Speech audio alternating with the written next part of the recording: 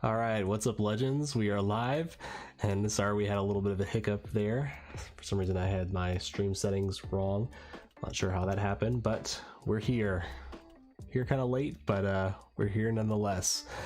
Feel free and drop your questions in the chat. Gonna do a little bit of Q&A, ask me anything, and just hang out a little bit. We do have some stuff we'll maybe open up a little bit, and you know, we are just gonna rip through some of our MetaZoo product just to kind of have something going on screen, but did want to just focus on the Q&A, and any questions you guys have, please drop them in. We'll get started in just a moment.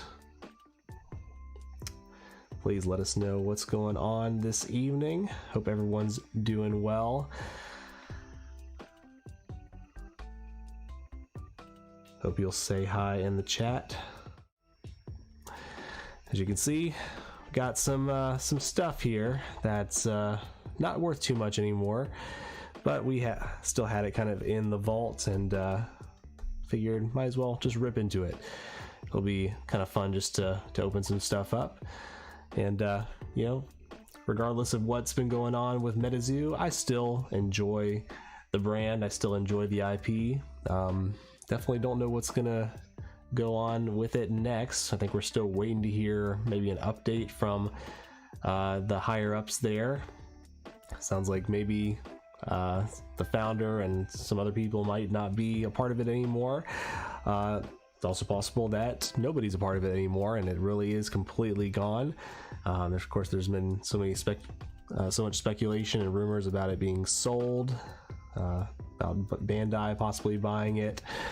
I don't know much about all that, but we can certainly discuss it if you guys have questions. But we're just wanting to make this a general chat. Feel free to ask questions about Pokemon or whatever TCG you're interested in. We'll chat tonight. This first thing, I've got these interesting NFT box packs here. We actually had already opened this up to get the little redeemable card out of here. Not that that was worth much, but anyway, these were kind of cool. This was probably the one product I kind of enjoyed from last year. There weren't very many products that came out last year, and we didn't really do a lot of videos on it. I just kind of wasn't as interested in some of the newer sets that had come out. I felt like kind of since Seance on is kind of when I kind of fell off personally, but like I said, still enjoy some of the earlier sets, kind of up to UFO for sure, and then some of the different promo sets that have come out since then. But anyway, guys, if you're just dropping in, please drop your questions in the chat. It can be related to anything you want, but we are here ripping dead TCG. No, but personally, it's a little bit bittersweet about MetaZoo. Like I said, I did enjoy it, and I think there were some cool things about it. I felt like it had a lot of potential, but c'est la vie. A lot of stuff went down as well.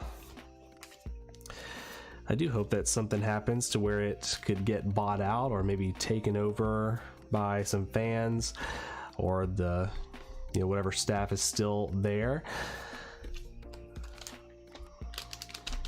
But we'll see what is going to happen. I think we're still waiting on some sort of announcement from the higher ups there, if there's anybody left to speak on things. As many of you know, that there was the announcement from Mike, the original founder, who kind of said that it was officially done, but then that announcement was quickly taken down, so it's a little mysterious. I know we've all been kind of following that story, just kind of wondering what is going to happen. Ooh, that's a nice one. All right, it's a pretty clean Grim Reaper. It looks very similar to the NFT that I actually had, the PFP that I had. I know mine had the turquoise background, but it looked very similar to this. All right. Oh, nice double hit there. Got a Mothman. These are the little NFT PFP cards that came out last year. I never got a chance to open my second box. Hey, there's some nice ones here though. I like the texturing on this.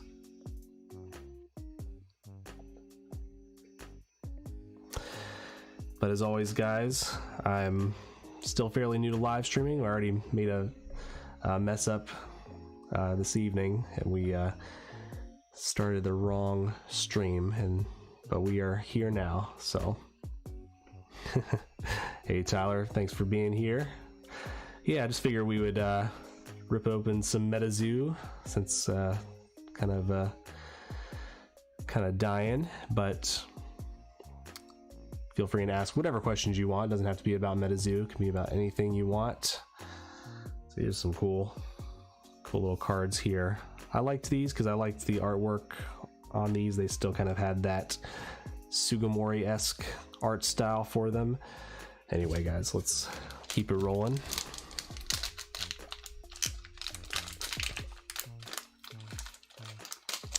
Yeah, sorry, Tyler. I kind of faked everyone out there. Kind of started somehow. Again, I'm still learning the streaming software here, but somehow I started the wrong. I think I started like an old stream. I don't know. I don't even know what I did, but this is the real one. You're in the real stream now. So Tyler, you thought that MetaZoo was cool? Did you collect any of it yourself?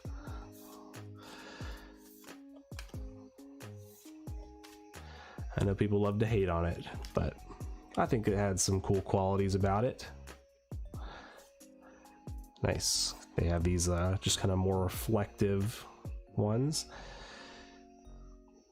Interesting thing about this little set here is, even though there are actually some serialized ones you can pull, which I haven't pulled yet, but some of we kind of did the math, and some of the just the regular hollows for some of these are actually a little bit more rare than some of the serialized would have been. It's kind of weird that the way they did that.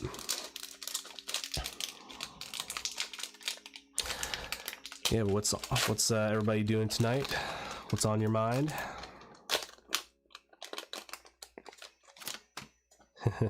Tyler says it gives you similar vibes to V-Friends. Yeah, MetaZoo was the original V-Friends.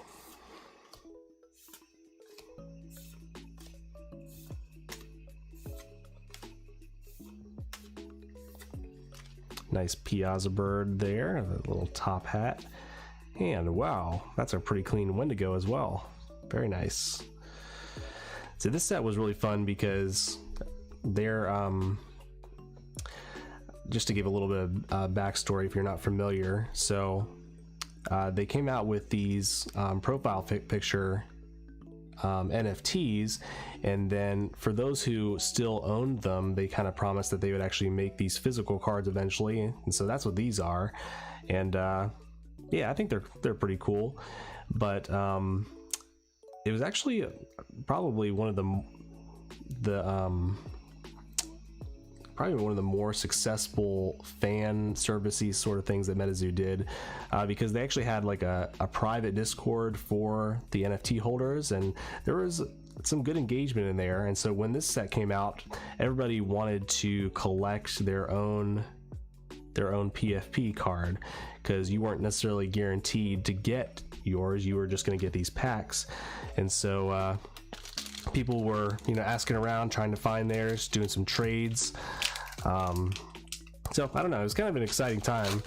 And then for some reason, shortly after that, MetaZoo kind of squashed the enthusiasm and completely disabled the NFT Discord channel. I don't know why they did that, because I felt like it was kind of a fun thing. I felt like we had a good, cool thing going on there. Another Piazza bird and another Wendigo. It's pretty cool. Nice gold border or gold background on that one.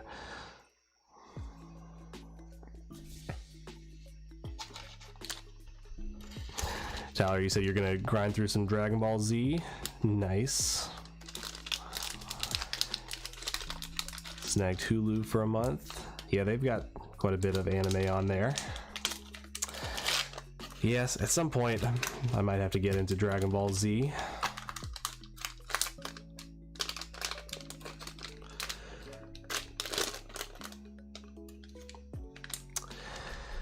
So, yeah, Tyler, what happened was, so they had this it was like this locked Discord channel within the MetaZoo server, and you could only access it if you owned an NFT. Like, there was a whole like authentication process to be able to be a part of it.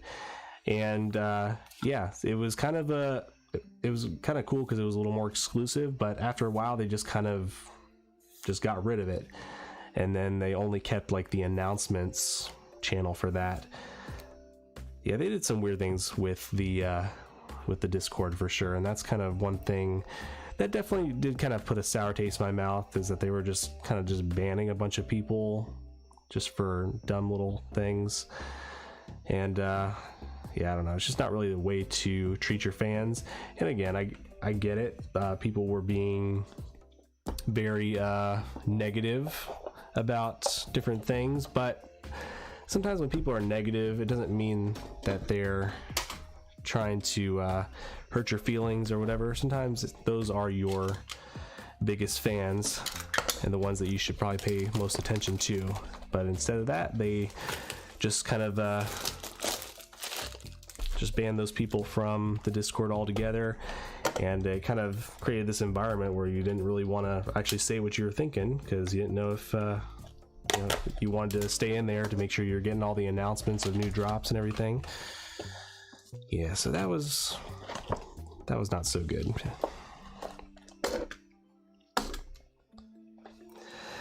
Anyway, guys, I know we're talking a lot about MetaZoo because obviously we're opening MetaZoo, but just had a bunch of products sitting around, thought I might as well rip into it. But feel free to ask your questions about anything you'd like to. Feel free and ask about Pokemon. This obviously is a Pokemon channel primarily, first and foremost.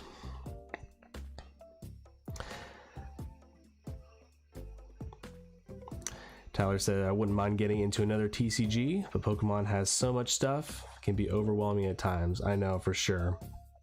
That's been my struggle too.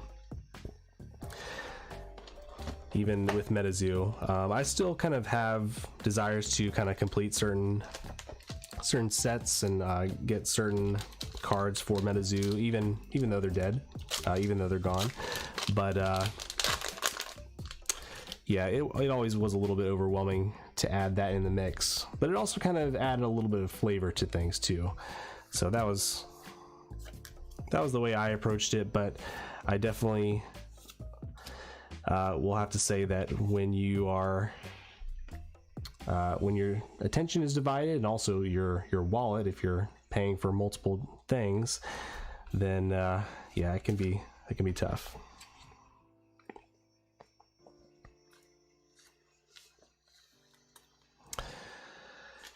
Let's see. Smokeful said, hey Luke, would you say KMC perfect fits plus Dragon Shield clears plus top loaders too much pressure on the card?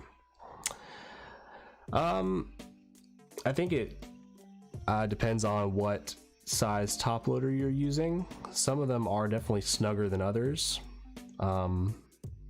And I'm not familiar, I can't really remember the difference in the 30 point and 55 point. I know there's different sizes you can buy, but I often do, you know, before I decide that, you know, eventually the cards are going to go in the binder, most of them, but I do sometimes double sleeve them like you said, and then stick them in a top loader, and I think it's fine. I don't think it's going to, when you say put too much pressure on it, I mean, again, it's very flat pressure, and so if anything, it's going to flatten it out. It's not really going to, I don't think, leave any dents or anything like that, if that's what you're worried about. That's my take.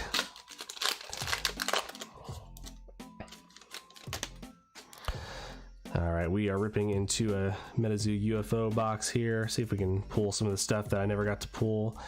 Got 2 full hollows so far, though. Not too bad. Take a look at the little coin. Oh yeah, this was from the NFT box. If I can get it to focus. Focus. No, it's not gonna work.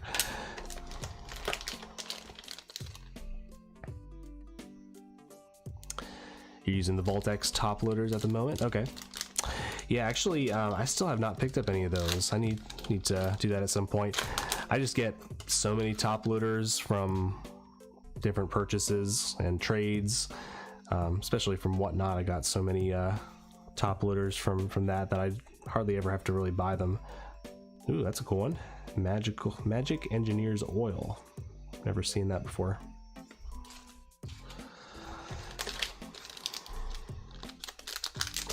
Yeah, no problem. Appreciate you asking a question. Hope it was helpful.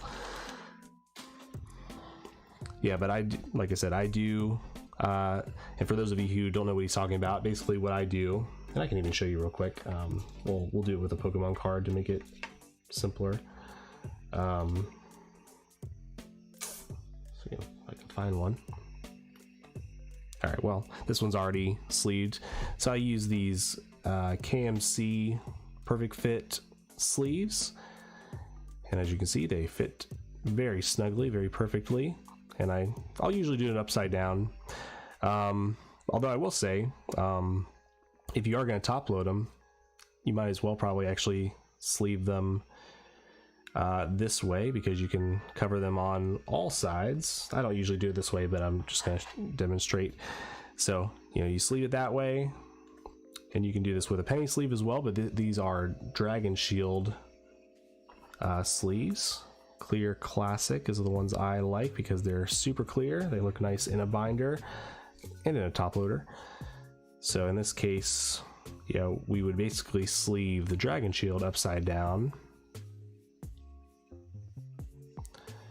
Usually kind of give it a little push like so. A few taps. Get it centered in there. With the fit, it can be a little bit tough to get in there. And then top loader, let me see if I can find one real quick. Again, I wouldn't use like the most thin ones possible, but this one seems like a normal one. Kind of a dirty one, but you see that it still works fine.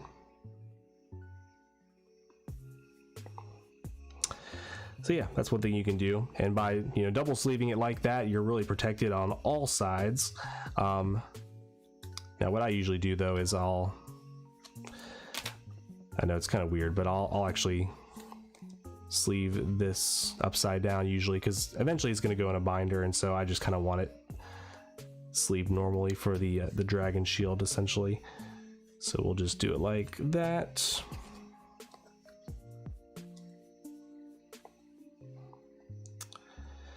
And then we'll stick it in like this.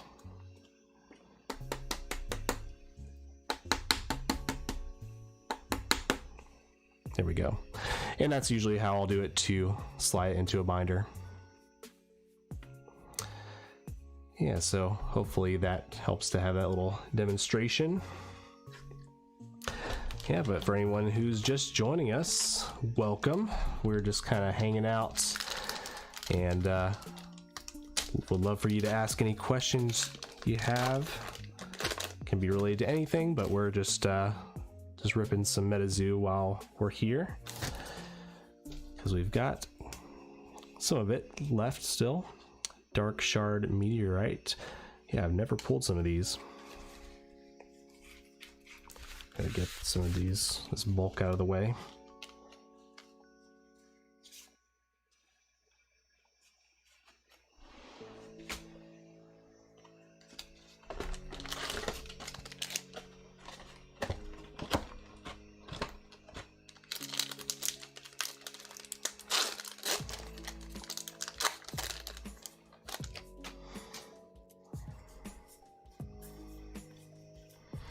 Man, we're getting all of these orbs, and they're all full hollow, so that's, I guess, good.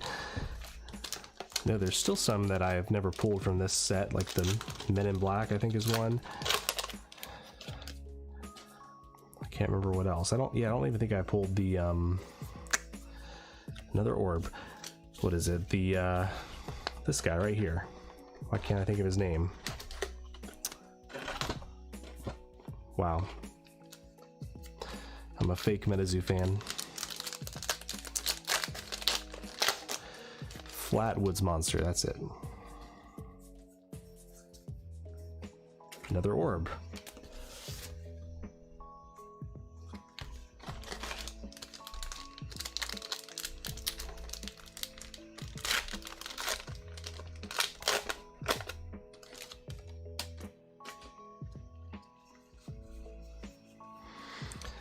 What you guys got going on tonight, this week? Wait a second, was there nothing in this? Did I miss it? Oh, there it is. Okay, it's a reverse hollow, just a very small part that's hollow on there.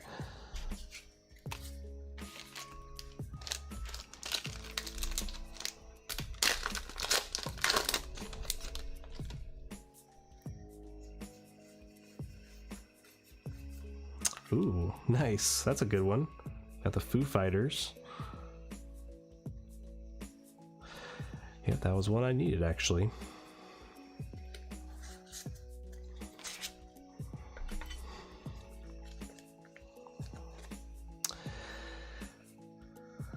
Hey, welcome in. I'm sorry, I might butcher your name. Gajeel Blue. Thanks for your support, really appreciate it. Yeah, we're just here hanging out, and even though we're opening MetaZoo, you can ask any question you want. It doesn't have to be related to MetaZoo. I'm just kind of coping right now with the loss of MetaZoo here. Oh, Lechuza. Man, we're pulling actually some stuff I needed. This is good. A lot of full hollows in this box.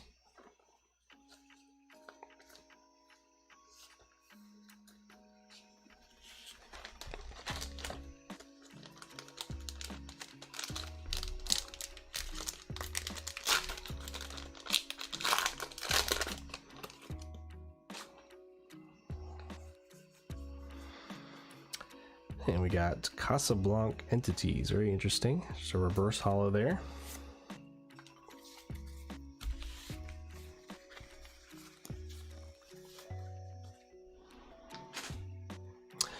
Your Pokemon investment is up 1K. Nice.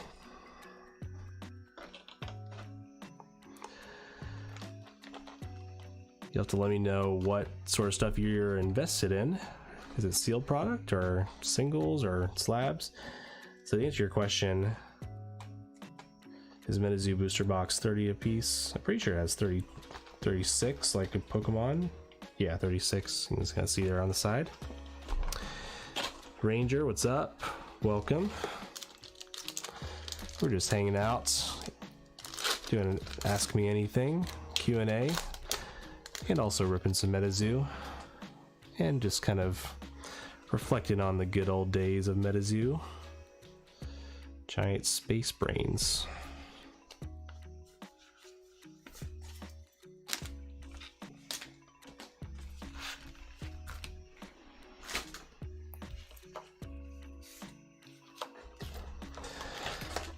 Yeah, but feel free and let me know what you're up to this evening. Ask any questions you have.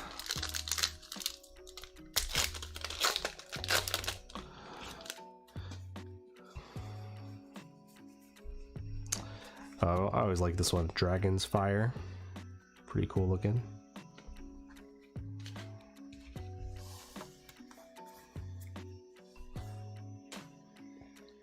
Ranger asks, do you have any fully completed master sets of any card sets? And if so, which ones?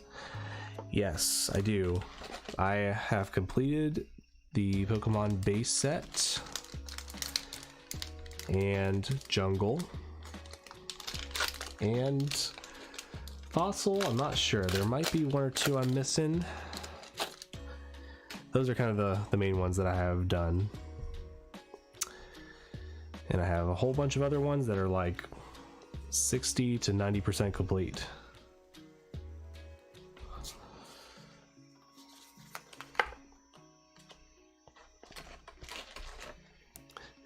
Why so serious?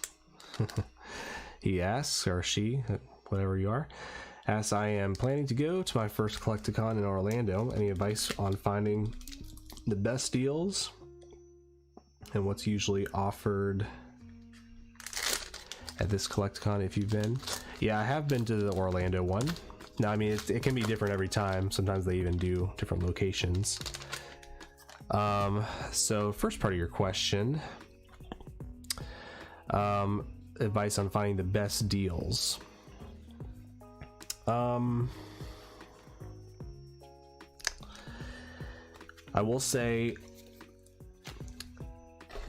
there's kind of two sides to this. So on one hand, if you don't act fast, certain cards will get bought up really fast, and so some of the best deals maybe at the beginning of the show as soon as you get there, which can be a benefit if you end up paying for a VIP ticket. Not that it's necessary, but so for instance, if people have like certain cards that are a little harder to find, maybe they have it priced very well, those cards are obviously going to get bought up very quickly. And so some of those deals, if you find them early on, you definitely want to jump on them. But on the other hand, if you wait till the end, closer to the end of the convention, that's when sellers are also more willing to negotiate.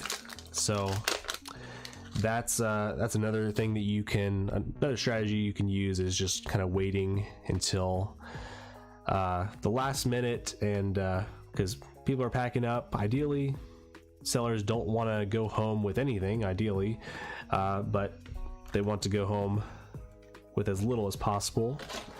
So they might be willing to cut you a pretty significant deal if you wait to the end. And so it's a tough balance, because you may find something and you might be like, oh well, I'll wait till the end of the convention and ask for a better price on that. But it's also possible that whatever that card that is, it may be bought up. So sometimes you gotta hop on those sales while you can. Hopefully that helps.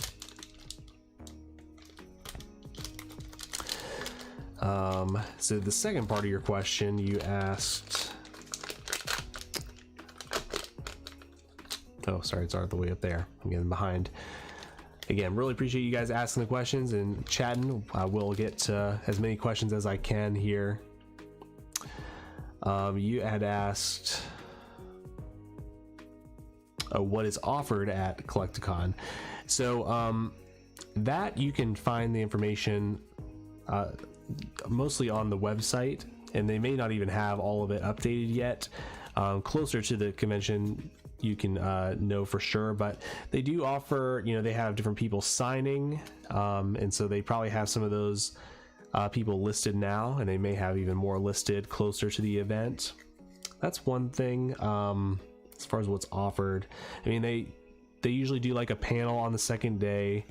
They usually have a musical guest, usually some sort of nostalgic group, the Yin Yang Twins or somebody like that, some throwback rapper or band or whatever.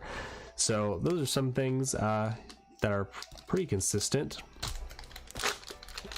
but the exact individuals who will be there is certainly different at each time. So hopefully that answers the question. I'm trying to think what else you can kind of come to expect. Other than that, you just have a bunch of booths, a bunch of people selling stuff. But anyway, let's see if we can get caught up here. Hey Sean, thanks for being here. Feel free and drop your questions in. It can be related to anything, but we are ripping into some MetaZoo because we still have some sitting around, and this is not all that I have. I probably will keep some of it either sealed or maybe sell it if I can, if anybody's buying. But surprisingly, if you're not a part of the MetaZoo community, you might be surprised to know that things have been pretty liquid lately. Like, people have almost had a newfound interest in MetaZoo now that it's possibly going away. And so there's been a lot of yeah, I don't know, I feel like if MetaZoo did this on purpose, which I don't think they did, but this would have been one of the biggest PR moves they could have done, is saying that they're closing down, because it's getting a lot of the fans to come out of the woodwork. And you know, whether they're talking positive or negative about it, it's a lot of press about it. But there's also a lot of people who are, you know, kind of very hopeful that it's gonna be bought up and go under new management. A lot of people kind of sad that it's going away. So anyway, all that to say, there are people still buying MetaZoo cards, and it's a lot of the higher end stuff for sure. But anyway, kind of went on a little tangent there. Let's see if we can catch up with some questions here.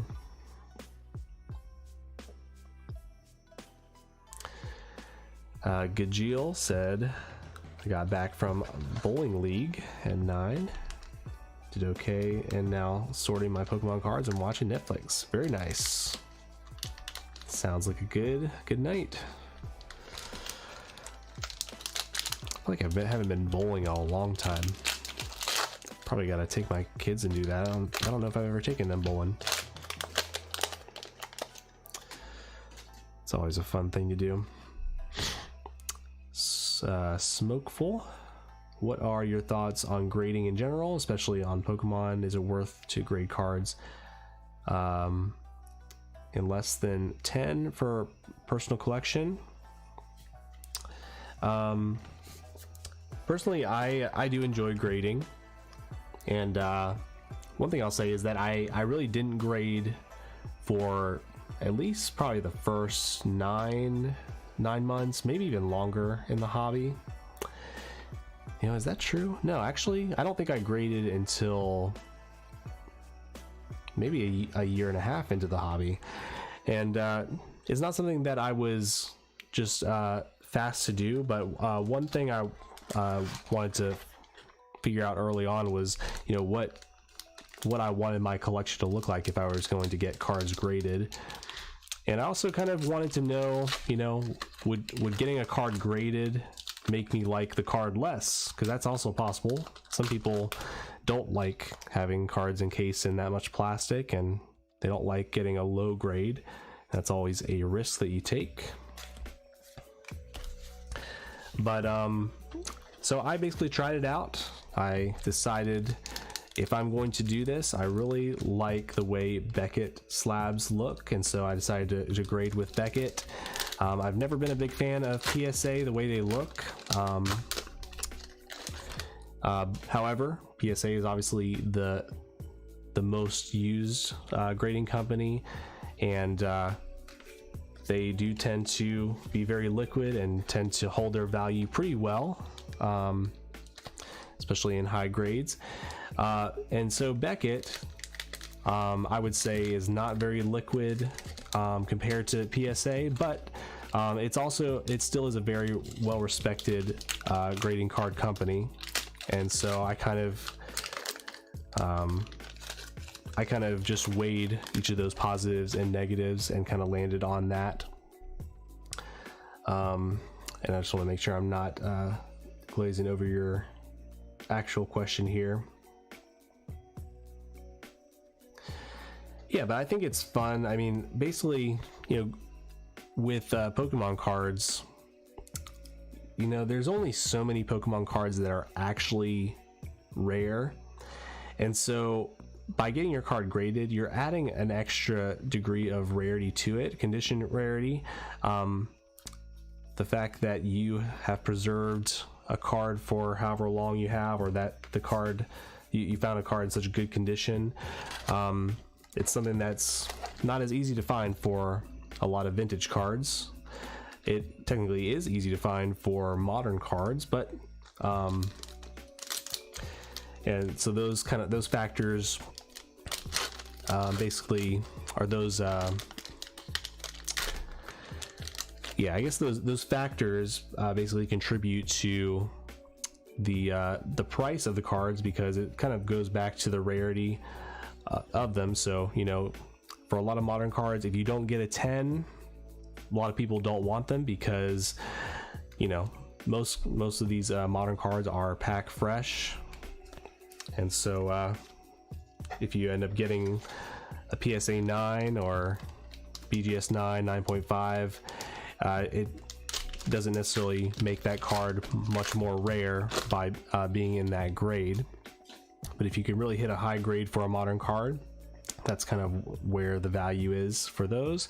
But vintage cards are different, because even a 9 and sometimes even an 8 can be a decent grade for certain vintage cards, because they may have a very low population, a low pop. And you know, you can go on the PSA website and the BGS website, and you can look up the pop report, basically the population report of how many cards are graded in that particular grade.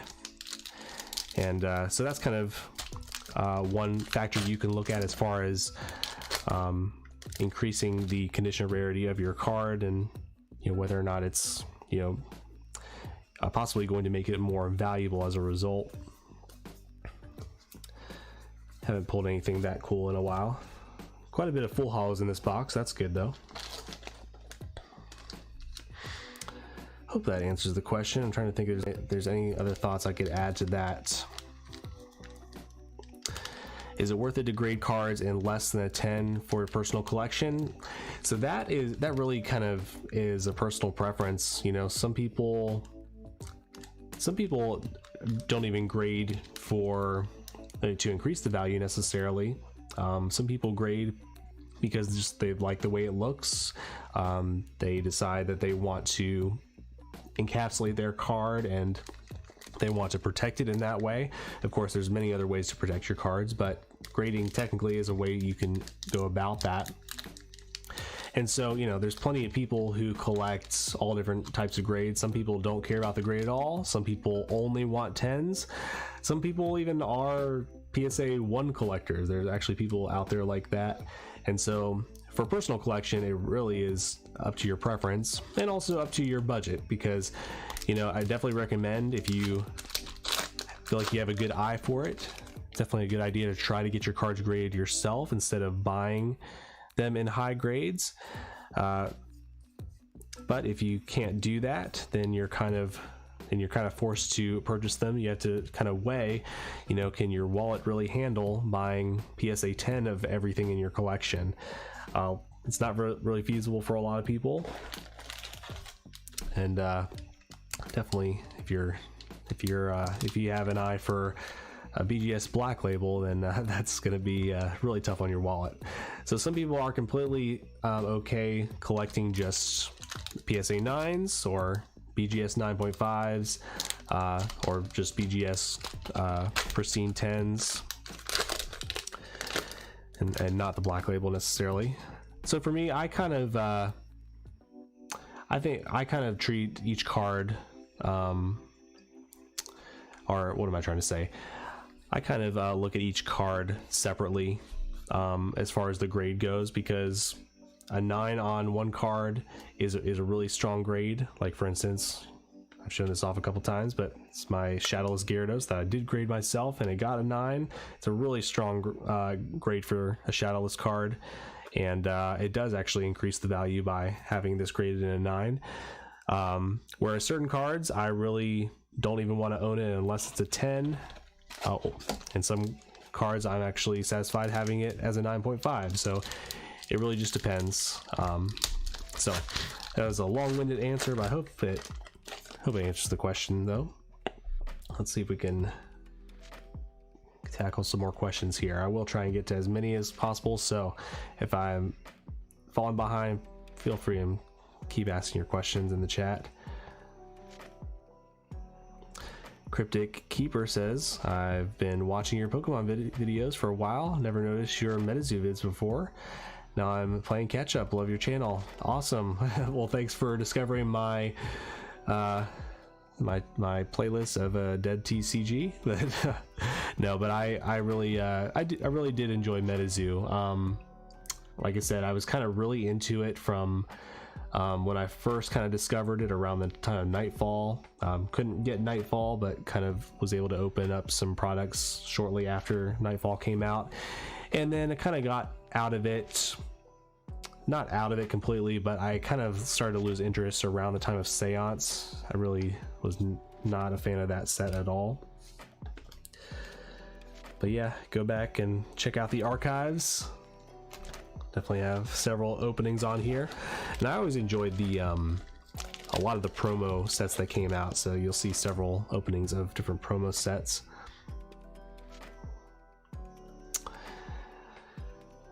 Ranger asks, what's your opinion on this new Star Wars Unlimited TCG that's coming out? I don't know if they're really collectible or if they're just for competition. Yeah, I don't know very much about them. I've heard of it, but I have not seen what the cards look like. I don't know what the interest is as far as playability. I know they've tried to create multiple Star Wars TCGs over the years, and I think several of them have failed.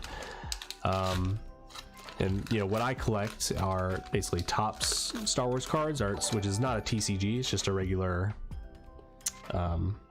trading card collectible, basically. Got the caster gun. I always thought that was a cool one with the silver. But yeah, I'd be interested to check it out. Do I need another card TCG to collect now? Definitely not, but if the cards look cool, maybe I'll have to collect a few of them. Yeah, I think that's the main thing is, you know, does it have good art? Is it actually something that people want to collect? I guess we'll find out, but I'll definitely look into it.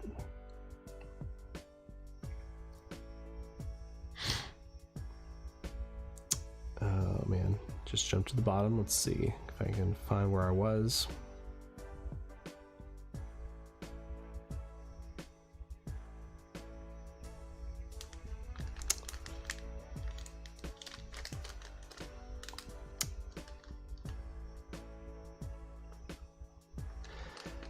So why so Cirrus? He said him, by the way, Pokemon specifically. Sorry, I'm trying to understand your question.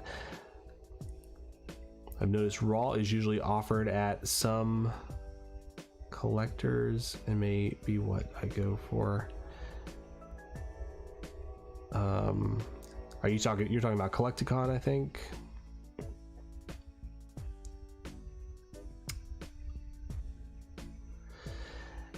I think if I'm understanding your question, are you asking how much of Collecticon is Pokemon centric? It's definitely mostly Pokemon. There's other things like Funko Pop. There's some other TCGs, some new Kickstarter TCGs that show up there.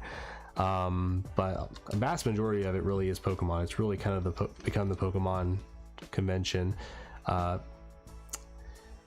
would say maybe like it's probably at least 80% Pokemon related stuff, maybe 70% Pokemon cards. You probably have a few people selling sports. I found at least one guy selling top Star Wars cards.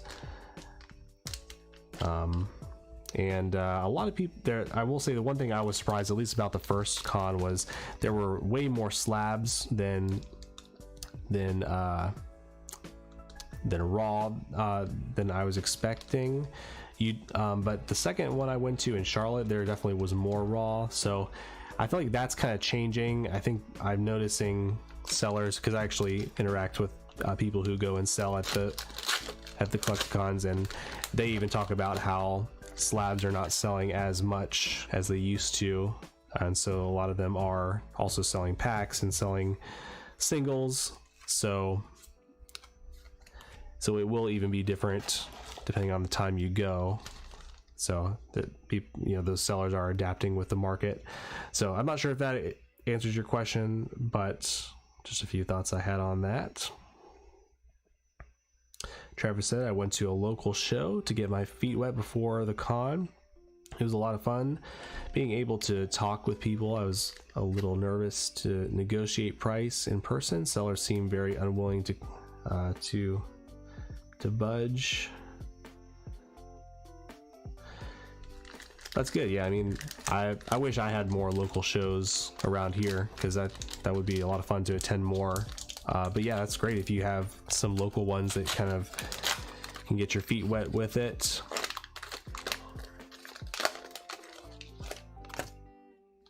I'd be curious to know, Travis, what area you're in where you have some local conventions. Oh, there we go. All right, we finally got a nice hit here towards the end too. The Cryptid Busters. I don't know. This might be one of the short printed ones in UFO. I don't even remember what they're called. The Supernova 6. This might be one of those. I'm not sure, but this is definitely a decent hit from this set. All right.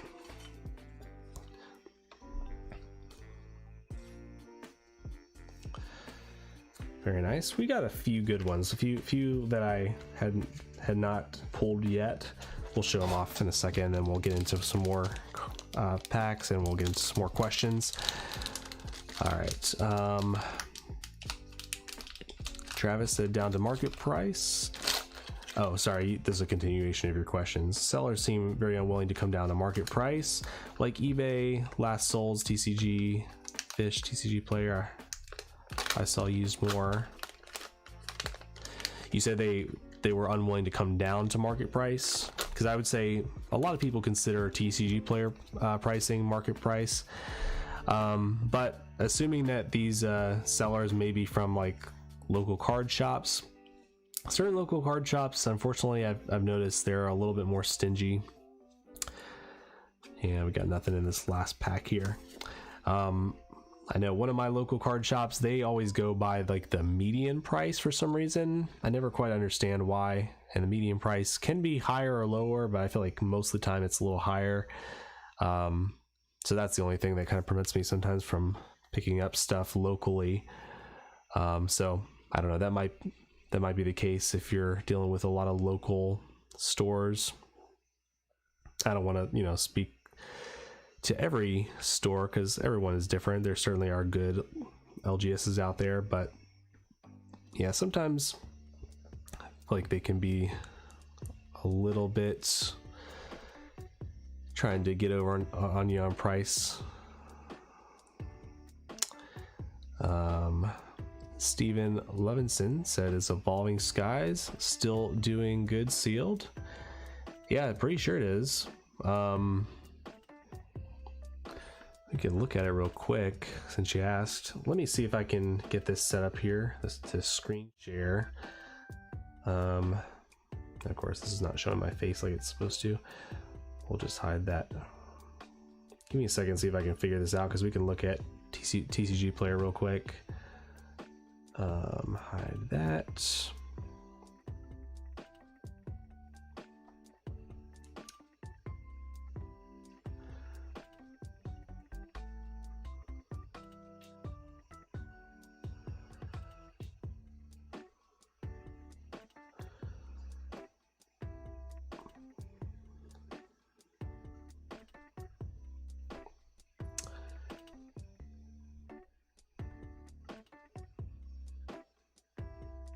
Yeah, I can get this to work sometimes. Trying to share my screen is what I'm trying to do.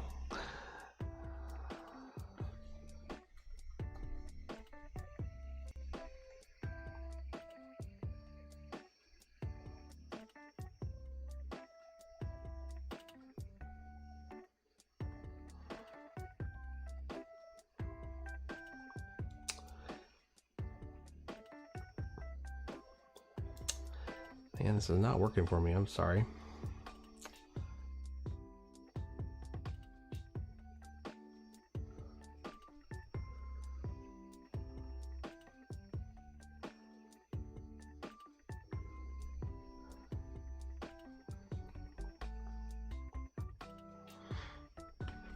Let me try one more thing, and then I guess we'll give up if this doesn't work.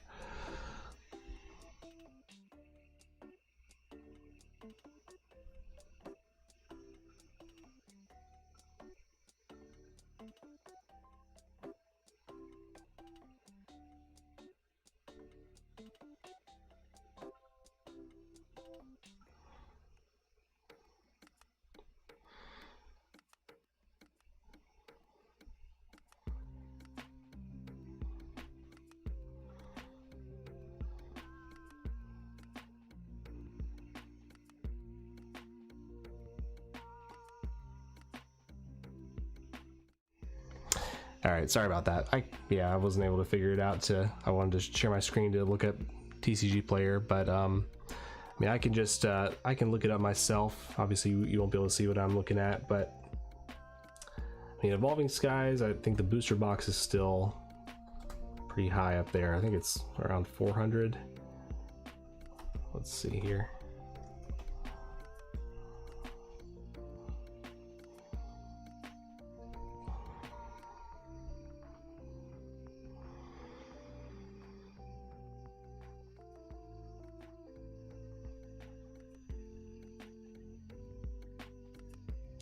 And now my internet's being slow, so this is great. I mean, it's $482 is the market price on TCG Player for Evolving Skies booster box. Pretty crazy.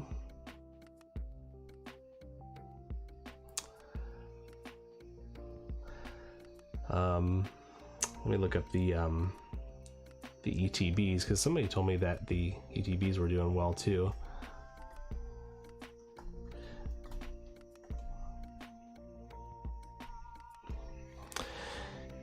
Yeah, the ETBs were kind of stagnant for a while, and that's because I think people were still finding them in stores. But yeah, they're definitely moving up. So the one version is $80 market price, and the other one for some reason is $104. I'm trying to think. Of course, I have the ones that I have are the lower price one. Interesting. Yeah, so those have definitely gone up a lot. They've almost doubled. I guess they have doubled, yeah, because the Sword and Shield ETBs were 40 originally. Yeah, so they're doing quite well. All right, let's keep things going through the questions here. Sean said, "Are you going to Card Party this year?" That's the plan. I have my tickets, so hopefully nothing gets in the way. But Lord willing, and the creek don't rise. That's the plan. Stop the Cap says, "I'm a Christian and I'm happy that you follow Christ too." Awesome. Glad you're a part of the community. Glad you're here. Cryptid Keeper, what's your favorite MetaZoo card in your collection? I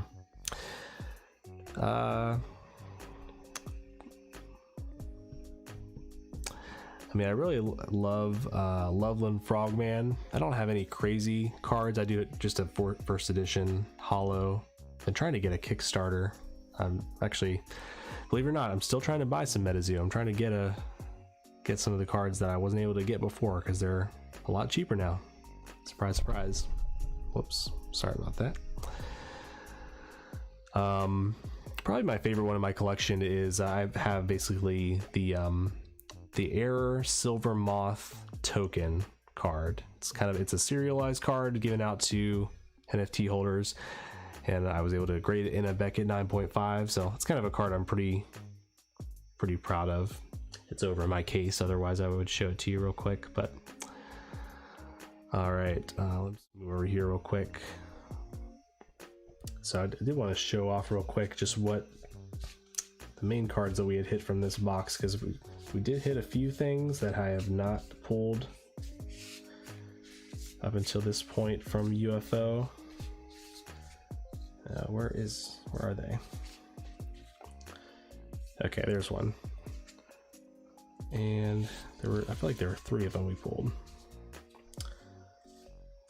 Should be the only ones that I sleeved, maybe.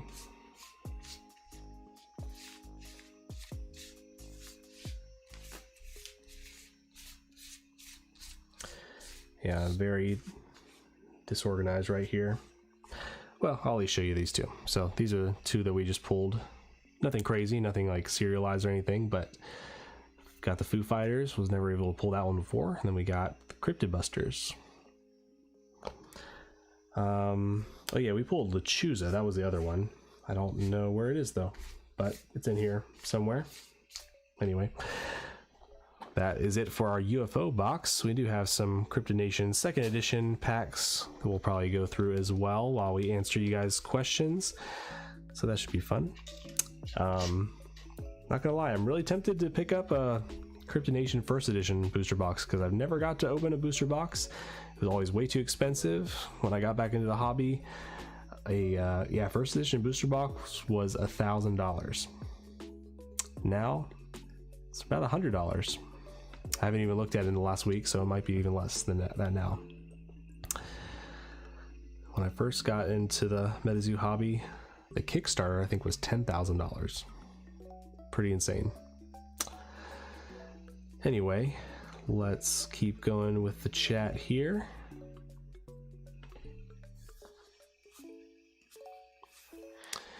Travis says, depending on the rarity of the card, you simply not going to find raw ungraded copies in mint condition worthy of a 9 or 10 grade. Just depends on the card. There definitely are those cards out there that I'm not saying you're not going to, but you're very, very unlikely to find certain cards. Good luck finding some gold stars in 9-10 condition. Good luck finding some first edition hollows, base set hollows, even the shadowless hollows. Very tough. Not impossible, but that's kind of what makes the hunt fun when you're at card shows or at LGSs looking through binders and stuff. Sometimes you can find those diamonds in the rough. Rock Sandy, thank you for being here. MetaZoo to the moon. Exactly. Just gotta believe. Rock Sandy is a legend himself. Go check out his channel if you're not familiar with him. Sean said, do you think people are grading less because of unreliability of grading companies like PSA and more people wanting to do master sets? I mean, I'll be honest, grading companies have been unreliable for a long time. They all have their faults. So I don't know. It could be part of the reason, but I don't know if that's the reason. I think people are just I think people are just, some people are losing interest in that, and I think also you have an influx of a lot of legitimate collectors who have entered the hobby, you know, with the release of Pokemon 151, and a lot of people are actually wanting to collect the cards, collect binder sets. Yeah, I can't say the exact reason. Yeah, I don't know. Might be partially also due to Modern being more popular in recent years. Again, it's, you know, even getting like a PSA 9 of a Modern card, it's kind of not like the hardest thing to do. A lot of these cards are pack fresh, and so I think in some ways the chase has gone from that aspect of it, if that's what people are interested in. I don't know, those are just some thoughts. I might be wrong on what I'm saying, but Travis says he's in Orlando. I'm excited for the con, debating on getting a card party ticket as well. I know, and I'm trying to figure out what I'm gonna do. I'm literally praying about what I'm trying to do as far as where I'm traveling this year. So I was gonna go to Dallas, the first one, the first Collecticon is coming up, and yeah, I'm not sure if I'm gonna go to that one or not now, but we'll see. Orlando would be cool, but it is very close to Card Party, so that's the only thing. Ooh, there we go, Uncle Sam. Always a funny card here. That's one of the Obnoxious 9. We'll sleeve it up, why not? It's probably worth like $2.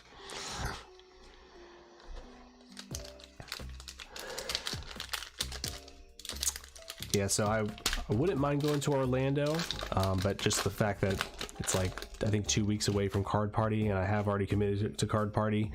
That's my only hesitation with saying that. Whoa, nice. We got Quetzalcoatlus. Never pulled this one.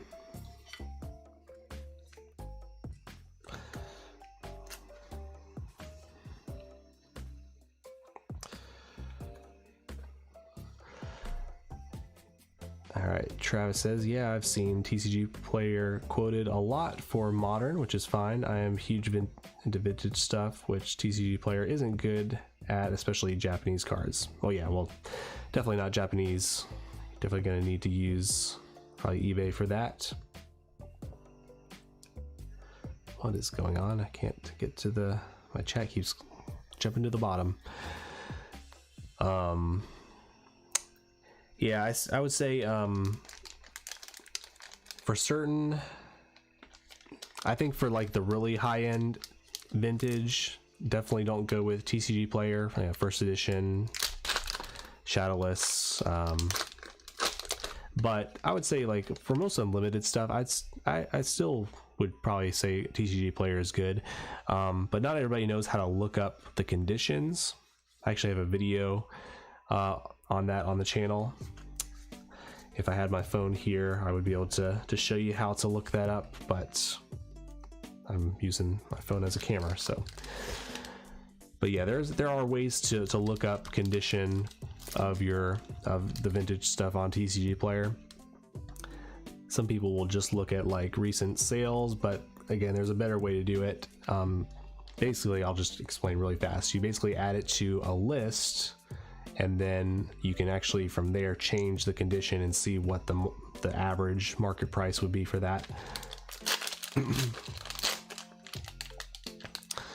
Smokeful said went to an LGS today and they had 151 tins for 20 bucks. Wow, that's something. Yeah, some game stores are like that. I believe Evolving Skies went up 460 to 475 recently. Yep. Sorry, I know I'm behind here. You think it's going to retrace to 300? I don't know. The thing about sealed product is, especially one like Evolving Skies, people love to open Evolving Skies. And when people open up booster boxes, there are a lot less of them in the world. So those products become more scarce, and if there's still a demand for them, price goes up. That's how it works. So that's why sealed products are traditionally have been a decent investment, because again, there's going to be less of them out there in the world. Now we certainly don't know exactly how much there are out there in the world. Just got a duplicate there. But yeah, obviously if people are still trying to open it, that shows that there's still demand there.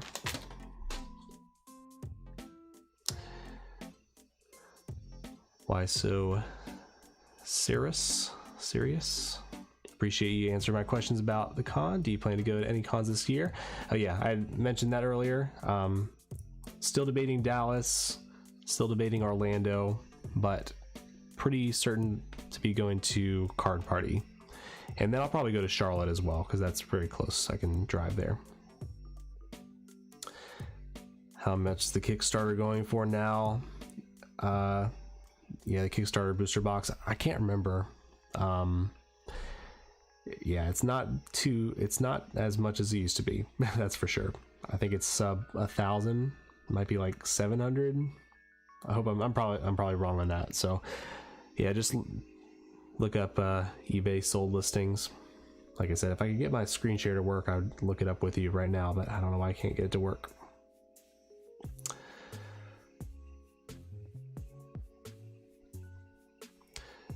MetaZoo Menace, have you always collected MetaZoo? These Kickstarter PSA 10s are so cheap. You could open some blister boxes of MetaZoo Topps Chrome.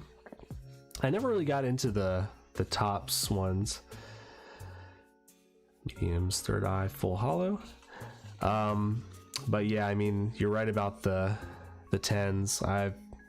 I know Argos has been auctioning off several Loveland Frogmans. That's really the main Kickstarter card I want. And yeah, it's gone super cheap, but it's also like still like close to like $200. I'm like, man, do I really want to spend that much on a dead TCG? I don't know. I do still want one though. Man, what is with this joint snake? We got 3 of them. Oh, and you also asked, have I always collected MetaZoo? I've collected since after Nightfall came out. Basically, I had kind of heard about it like the summer before that. At first, I was just like, this is just a ripoff of Pokemon. But as I started to look into it later, I'd be like, this is actually kind of cool. I like the artwork. That feels kind of nostalgic. And so, yeah, by the time, right around the time Nightfall had come out, I knew nothing. I didn't know to try and, I had no idea that it would sell out as fast as it did. So I missed that drop. Couldn't get it for the longest time. And then so finally got to open up.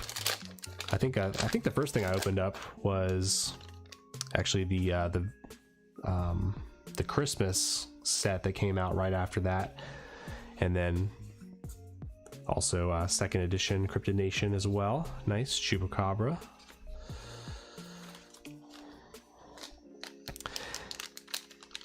So yeah, if you go back, you'll be able to see some of my openings back then.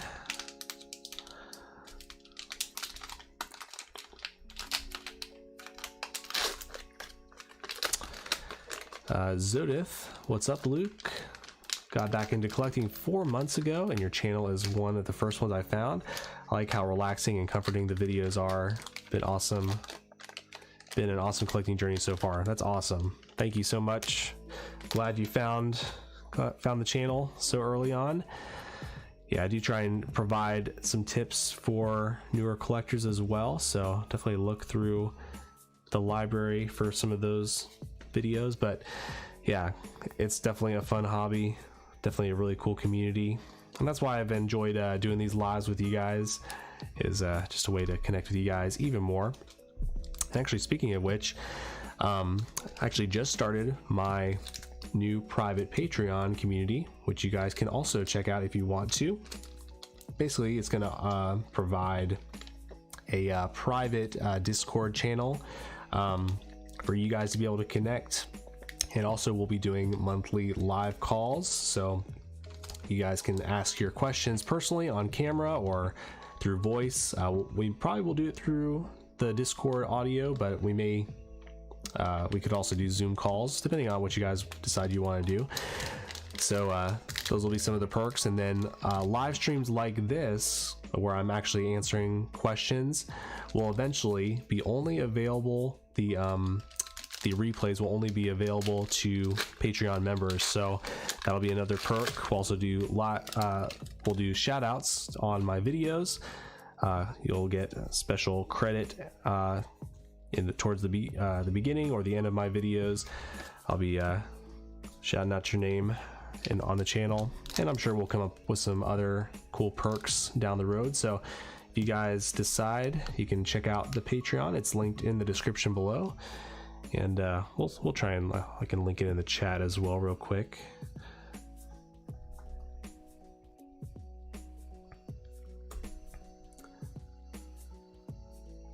Probably should have been ready with that, but you know.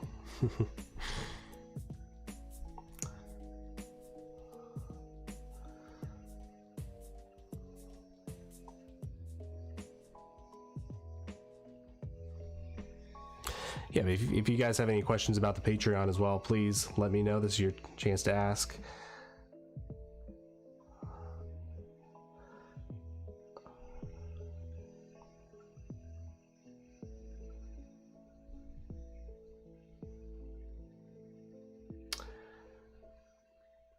Well, I'm trying to add it to the chat, but I don't know why I can't find it. Well, if somebody's in there and you want to add the link to the Patreon in the chat, feel free, but it's just patreon.com/legendofluke. Pretty simple.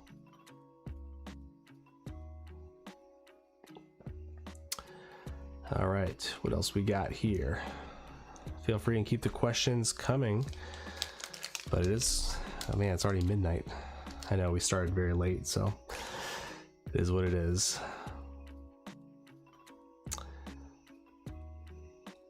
Why So Cirrus asked, I'm looking, or did you ask a question? You said I'm looking at at least walk out of Collecticon with Bulbasaur, or you're looking to walk out of Collecticon with Bulbasaur, Venusaur, or Torterra in my collection. Just started into Pokemon in the game. Nice.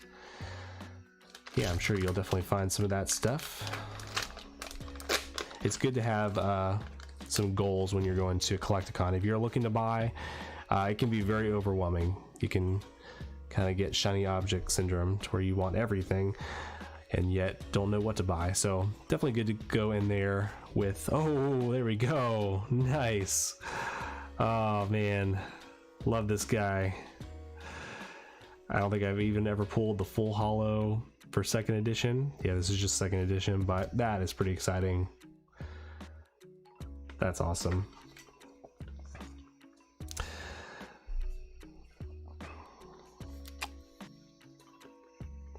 Like I said, I may just have to pick up a first edition booster box of Cryptonation because it's just so cheap now. But what was I saying? Yeah, definitely have some goals going into Collecticon to kind of guide you. Sean said TCG Republic is good for Japanese card values. Oh, that's good to know. I've never checked them out. Lake House Beach.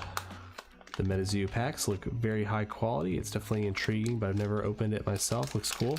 Yeah, they are pretty good quality. And they're each one is different. These are a little more glossy. The first edition, they felt, actually, I liked the first edition. They kind of had a little more of like a matte feel to them. But yeah, I feel like they did a good job with their packaging, honestly. All right, we still have not pulled a full holo Mothman from second edition or any other packs, so still hoping we can get that today. But at least we got a Loveland Frogman, so I'm happy about that.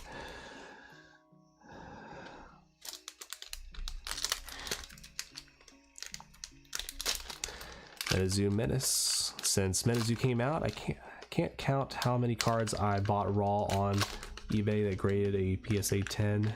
No other card game or sports cards have seen raw cards grade so well. Normally raw cards on the eBay don't. Oh, that's good to know. Yeah, I feel like sometimes, this is obviously conspiracy theory, but I feel like sometimes these companies, when when new TCGs come out, I feel like they almost like don't know how to like, they don't know what to compare the cards to as far as quality. So I feel like they sometimes give out a little bit better stuff. Oh, there we go. Yeah, I feel like they sometimes give out better grades for newer stuff. So I'm seeing that happen now with One Piece as well. I feel like people are getting like some crazy like BGS 10s and black labels.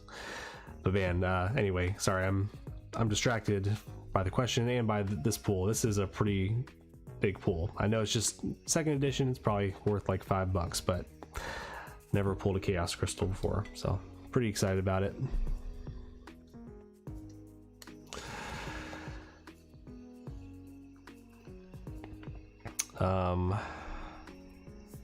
Lake House Beach. I remember 20 years plus, or 20 years.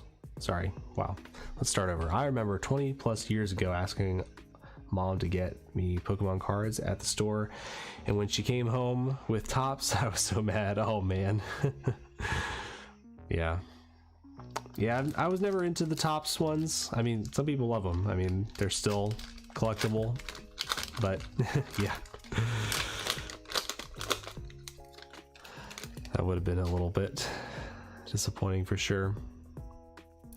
Yes, second best pool. That's right.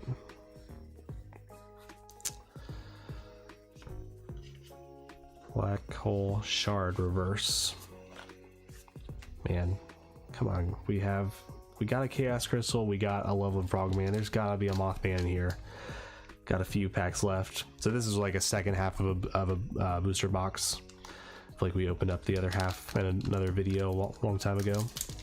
So these have just been sitting on my shelf.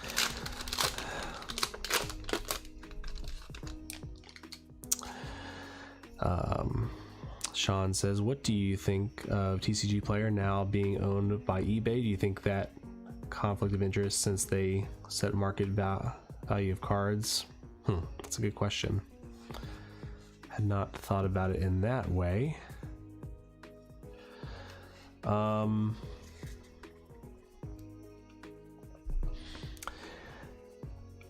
mean, the market price, obviously there's a potential for a company to manipulate things if they wanted to, but obviously you would hope these companies will continue to be honest and forthright. And the thing is, you can see, basically, you know, market price is based on sales data. So assuming that these are real sales, I don't think that that would be a bad thing. If anything, it just kind of gives more of a it just gives more sales data between the two. I don't know if, I mean, I don't think there's been much integration between the two so far, but you can almost kind of think of it as just two different data points. Kind of the closest thing I can think about is with Google Maps and Waze. I feel like Google a long time ago bought Waze, which is another navigation app, and they didn't really change the way it worked. Oh, nice. Tesseract, that's a nice hollow. They didn't really change the way Waze worked as far as tracking traffic patterns and like police sightings and that sort of thing. They kind of ended up handling those two data points differently. So Google Maps, you know, is able to calculate traffic and routes one way, and then Waze handles it a different way. Again, in the end, you know, you can use both as a tool. I don't think yeah, I don't see that being an issue personally. I do wish though that they would implement the eBay standard envelope in TCG Player. That would be very nice to just be able to print out a label to stick on there.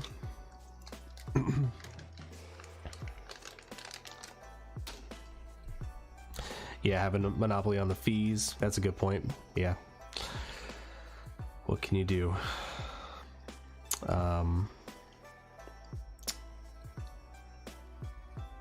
Is there at least a hollow per pack in this set? There's at least a reverse hollow. So the reverse hollows, basically how they work, they have the hollow on the beastie like this. And so, I mean, I think the reverse hollows are just as cool as the full hollows, but technically they're not as desirable, not as valuable. So this is a Fresno Nightcrawlers. There's another version of this that will have the hollow on the back of it, and just it'll be, you know, regular on the character there. So yeah, but you'll at least get a reverse, if not a full hollow. So you've been getting quite a few full hollows here. Eternal Snowflake.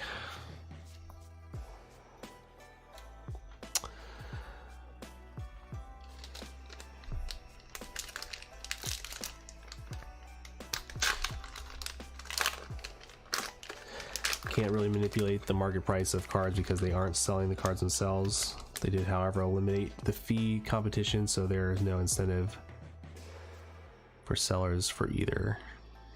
Yeah. Good points. PayPal is like top 3 in revenue in the US, above Apple, Amazon, etc.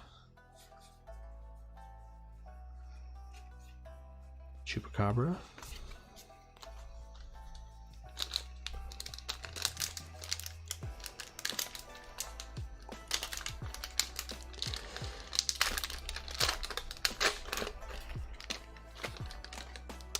Got a few more packs here.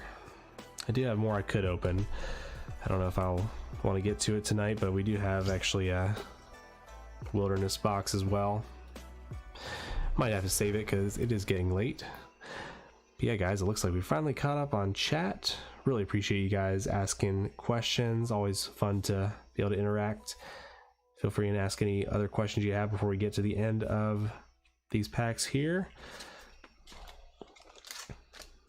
Man, just 3 more chances for a Mothman. There's gotta be one in here.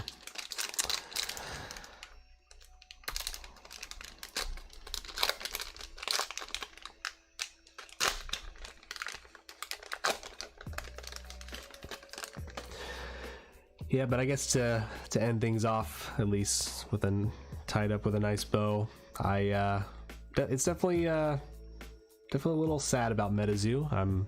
Even though I haven't been as active in it in the last year, it's sad to see it go away because I feel like it had so much potential. There definitely were a lot of mistakes made by the people involved. So I'm very still hopeful that somebody's going to take it over, and I really think it would be. I think it still could be a thing. I think these older cards could still be collectible, could be still something people enjoy. Definitely love Bathed Blue Ox, a good one there.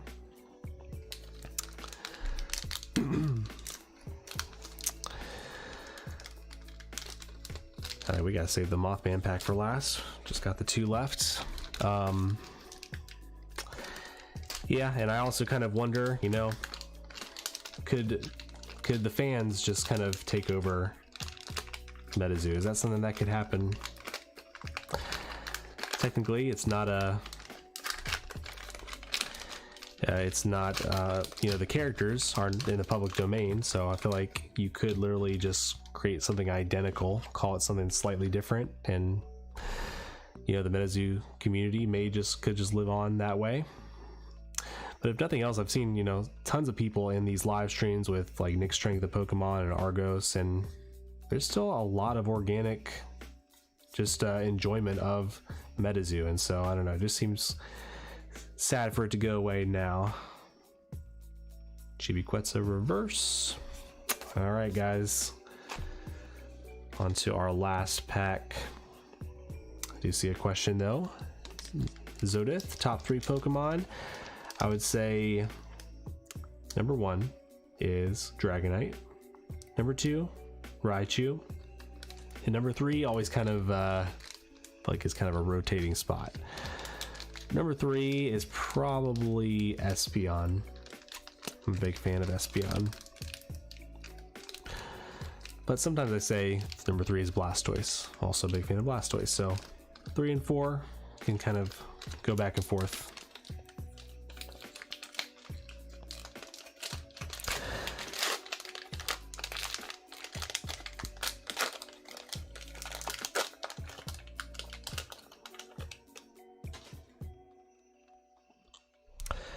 All right, we'll slow roll this one.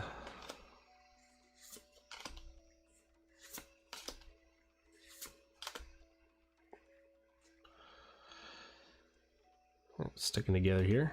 Ice Storm, Power Up Green. Guess I should have done the card trick, but probably coming up on it soon. Oh, okay, we got a full holo Flatwoods Monster. That's still a great one. Still no Mothman, but that's okay. We finally got our Chaos Crystal, and we got our Loveland Frogman, so definitely happy with those 2 pulls. Loveland Frogman really is my favorite beastie of all time, so we can hang out for a few more minutes, but if you guys have any more questions, we'll definitely tackle those. But yeah, definitely got a lot of stuff here on my desk right now. I think we opened everything I was going to open. Make sure there's nothing still in here. Nope.